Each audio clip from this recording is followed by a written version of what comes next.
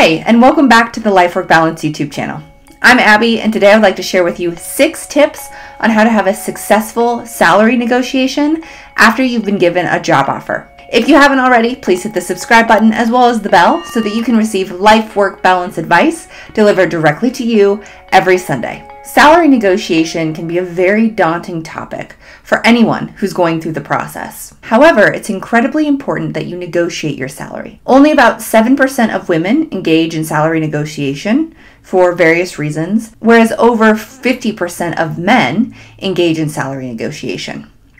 For those who do engage in salary negotiation, those who negotiate are likely to get about 7% more than what they would have gotten had they not negotiated. So salary negotiation is vital for your long-term financial success. Today, I would like to share with you 6 tips on how you can negotiate your salary after you've been offered a job. So my first tip is don't begin the negotiation process until after you've been given a job offer. You don't want to turn off the hiring manager or your potential employer too soon by starting to initiate the process too early. Now, don't get me wrong, this doesn't mean that you can't talk salary before you're actually given a job offer. You just don't want to go into the negotiation process until after you know that they definitely want to hire you. If you were to talk salary before the job, this looks like things like getting to know what the salary expectations are from the employer, what their range is.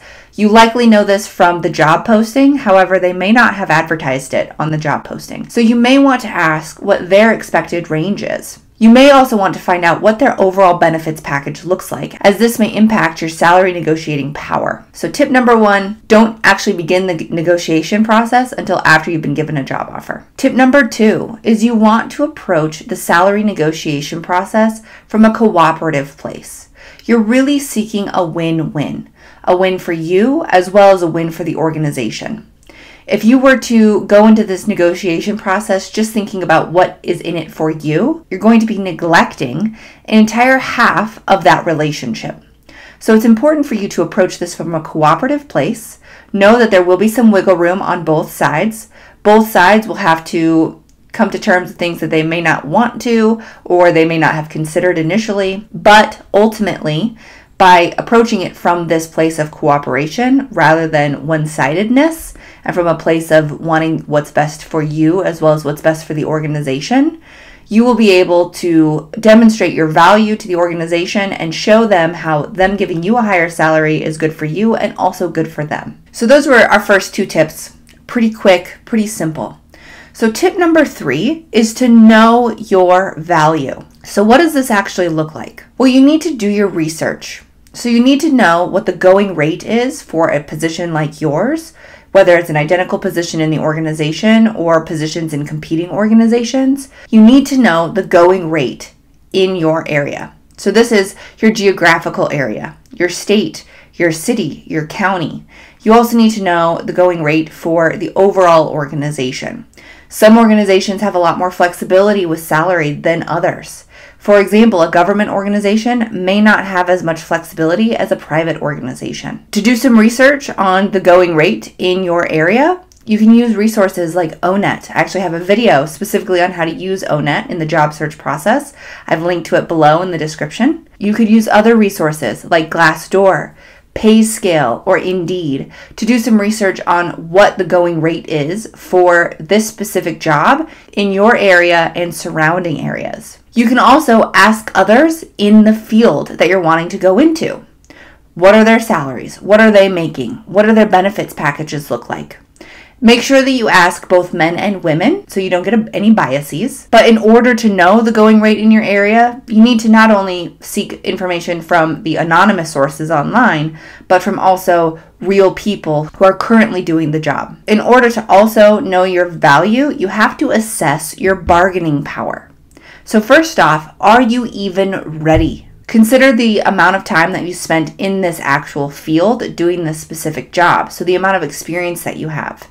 If you do have experience in this field, what additional responsibilities have you taken on? Have you exceeded expectations in your current position? Can you demonstrate that? Do you have any specific education, training, or unique skills or strengths that you bring to the table so that you can increase that bargaining power. You're going to need to demonstrate how your education, your training, your experience, all of these things actually provide value to your future employer. Tip number 4, don't mention your personal needs. Everyone needs to pay rent, everyone needs to pay their mortgage, everyone needs to buy groceries.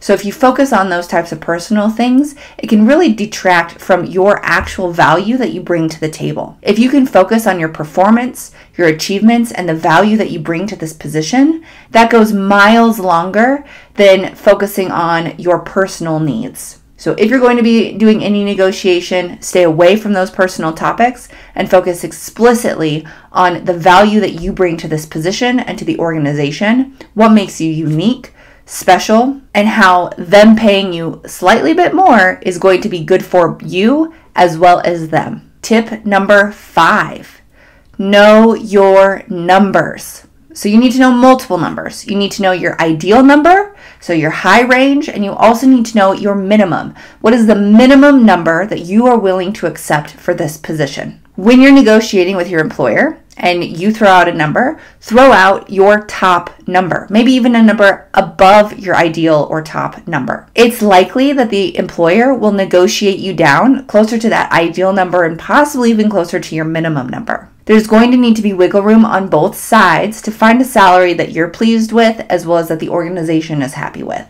When you do give a number, you also want to give an exact number. You don't want to give a range necessarily, because the range, you'll be hoping for a higher end on the range and your employer will be hoping for a lower end on the range. So you want to give a very specific number. You also want to get very specific with the actual numbers that you're giving. So instead of saying $65,000, you may want to say $64,750. That very specific number makes it seem like you've done your research and your due diligence, and that you've likely educated yourself on what salary you'd like to have and why you're worth that specific number, rather than rounding up or rounding down. You want to know your numbers. Again, this is that range. What is your ideal or perfect number that you would love to have, and what's the minimum that you're willing to accept? And finally, tip number 6 is to consider the whole package. Your full compensation package is more than just your salary. So you need to consider things like your flexibility, your paid time off, your vacation and holiday time, the ability to work remotely, travel opportunities, internal professional development and growth opportunities, promotion opportunities, health benefits, other benefits like childcare, retirement, etc. So when you consider the whole package, if the employer isn't able to meet you where you'd like to be with the salary, you may be able to negotiate in other areas. So for example, you may be able to ask for additional vacation days. You may be able to accrue at a higher rate than if you were to just start at the entry rate. You may be able to work remotely when the position was originally going to be all in person. So you want to consider the whole package that the company or the organization is offering to you. You also can use these other things as negotiation tactics if salary is a place where they don't have much flexibility. Also know that there are some organizations where these benefits packages or these compensation packages don't have much flexibility. Like in government organizations, typically government or public organizations don't have as much wiggle room because they're reporting to the public rather than a private group of shareholders or board of directors. So know who you're talking with, know what their bargaining power is, what their wiggle room looks like, and then you can go from there. So that's it. Those are the 6 tips on how you can begin to have a successful salary negotiation during the job offer process. Tip number 1 is to negotiate after the job offer, not before you receive a job offer. Tip number 2 is approach the negotiation from a cooperative standpoint rather than from a one-way, my way is the highway standpoint. You're really looking for a win-win with this negotiation. Tip number 3 is know your value. Tip number 4 is don't mention your personal needs. Tip number 5 is to know your numbers, know your ideal number as well as your minimum number that you're willing to accept. And tip number 6, finally, is consider the whole compensation package, not just the salary. If you found this video helpful, please give it a thumbs up. And if you have any questions, thoughts, or feelings about this video, please leave your thoughts in the comments below. I'll try to get back to you as quickly as possible. And remember, please hit the subscribe button as well as the bell so that you can receive life-work balance advice delivered directly to you every Sunday. Thanks, and I'll see you next week.